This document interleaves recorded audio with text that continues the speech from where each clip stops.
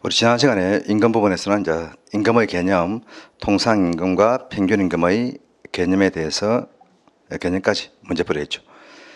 자, 이제 임금의 보장에서는 이제 임금 지급의 4대 원칙과 휴업수당에 관한 문제가 나오게 되는데, 하여튼 뭐 임금 파트에서는 일단 골고루 문제가 나오기 때문에 모든 부분들은 다 알아둬야 되고, 또 임금 파트 부분은 우리 앞에서 봤던 임금의 정의, 뭐 평균임금의 산정 방법, 통상임금의 개념, 이런 것도 1차의 문제뿐만 아니라 2차에서도 단편적인 작은 문제로 출제될 수 있기 때문에 1차 공부하면서 판례 위주로 좀 내용을 정리해 둘 필요가 있습니다.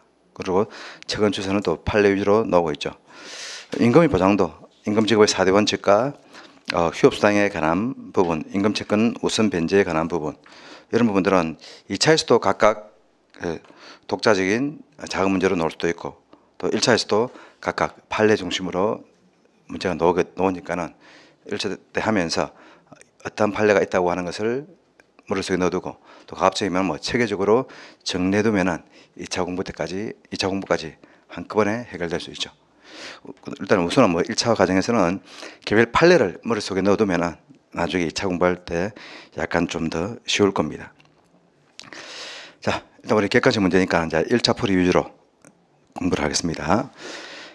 자, 임금지급의 4대 원칙 1번. 자, 근로기준법상 통화지급의 원칙에 관한 설명으로 옳은 것은, 제가 일단 문제는 뭐 통화지급, 직접지급, 전액지급 이렇게 4대 원칙의 각 내용을 하나씩 이제 문제로 만들어 놨는데, 이렇게 놓기보다는 그냥 뭐 임금지급의 원칙에 관한 설명으로 옳은 것은 이렇게 놓을 가능성이 더 큽니다. 뭉뚱을 가지고.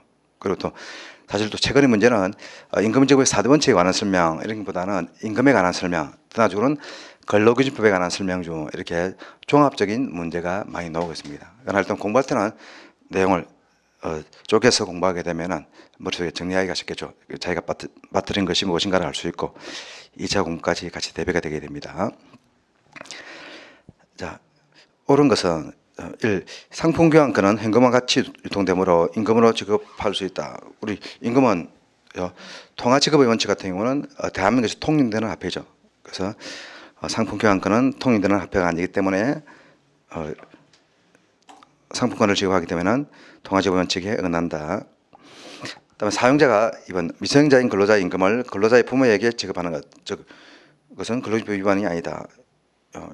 사실 통화 지급보다는 뭐 직접 지급과 관계되는 그런 내용이죠. 하여튼 어쨌든 간에 부모한테 지급하는 것은 근로기준법 위반이죠.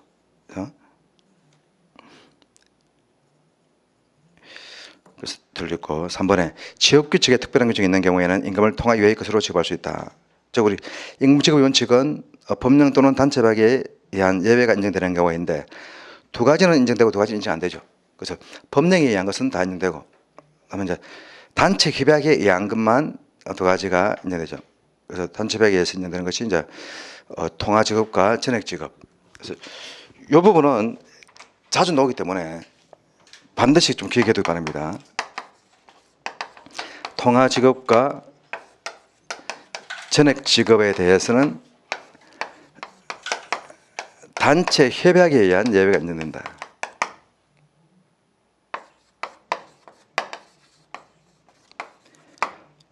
직접 지급과 그러면 뭐죠?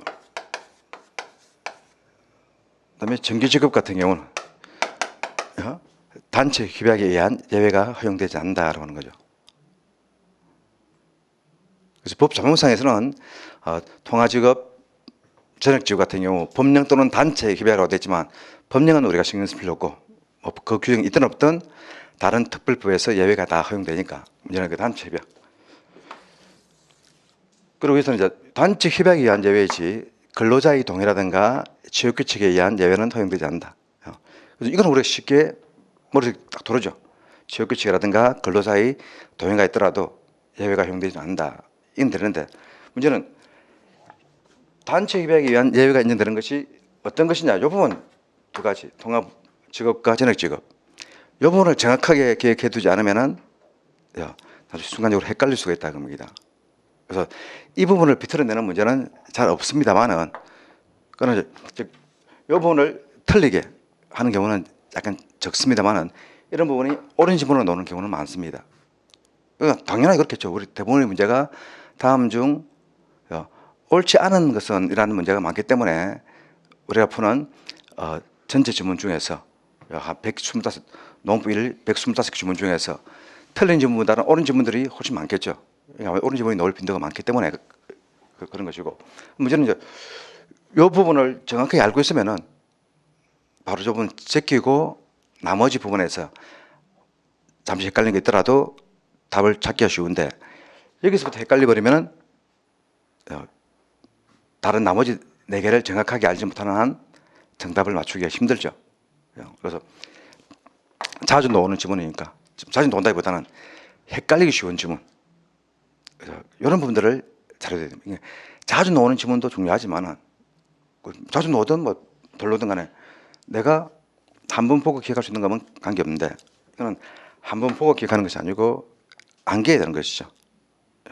물론 이제 사례를 가지고 생각해 보면 좀 쉽게 또 알 수도 있는 부분도 있죠, 그죠? 우리가 실무에서 추석 상여금이라든가 설날 상여금은 옛날에 회사 제품으로 주는 경우가 있었다. 단체 배액 규정이 있으면은 별 문제 없었다 이런 거고. 그다음에 전액 지급 같은 경우는 우리 각종 각건서라든가 사회보험료는 법에서 공제하죠. 그런데 그건 법령에 의한 거니까 좀 올바른 예외는 아니고, 가장 대표적인 것이 뭡니까? 조합비 공제, 단체 배액에 의한 예외가 허용되는 것이죠. 그렇게 생각해서 유추할 수도 유추하든 어쨌든 간에 두 가지는 된다, 두 가지 안 된다.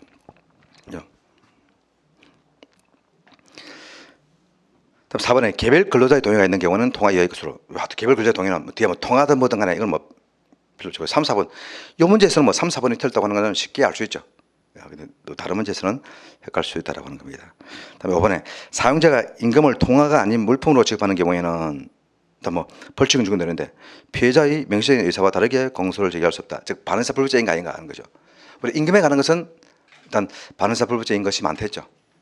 그래서 제가 쭉 보니까는 일단 기출 문제에서도 그렇고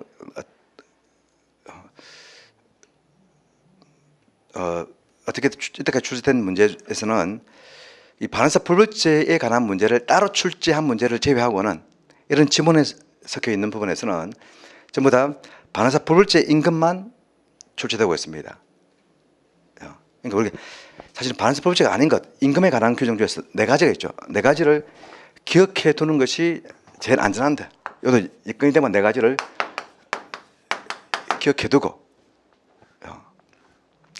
안 될 경우에는 아닌 것을 가지고 틀리게 내는 문제는 잘 없다 겁니다. 왜냐하면 저거는 임금과 관계되지만 출제자의 입장에서 볼 때는 저거는 당연히 다 알 것이다, 그래 생각할 수도 있다 겁니다. 사실 수험생들은 그런 걸 안 따지고 공부하기 때문에 잘 모르고 있는데 출제위원들은 알 거라 생각하고 저걸 비틀어내지는 잘 않을 겁니다. 알겠습니까? 때문에 모르면은 무조건 임금에 관한 것은 전부 다 반의사 불법죄이다, 이렇게 해도 맞출 확률이 많을 겁니다. 이제 정확하게 가려면 마찬가지로 이 부분도 가끔 보니까는 이런 지문이 나온다 이겁니다. 임금에 관한 항목에서. 물론 당연하게 우리가 알 수 있는 것은 폭행 금지, 강제노동 금지, 균등처우는 근로자의 의사에 반해서 처벌할 수 없다 하면 이건 전부 다 틀린 지문이죠. 임금과 관계없는 것은 전부 다 반의사 불법죄하고는 관계없다 겁니다. 임금 중에서 네 가지는, 그래서 임금 채권의 우선 변제,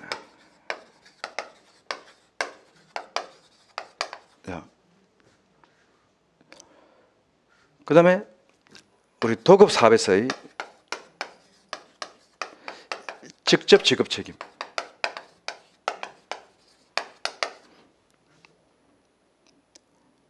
이거는 임금과 관계되지만은 반의사 불법죄 규정이 아니더라.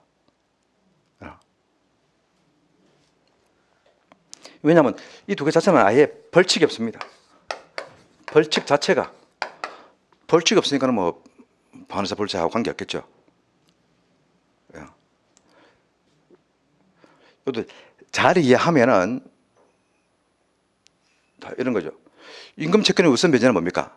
사용자한테 먼저 돈을 주라고 하는 것이 아니고 사용자한테 강조하는 것이 아니고 다른 채권자와 근로자의 임금 채권이 있을 경우에 근로자 임금 채권이 우선적으로 변제된다라고 하는 것이죠.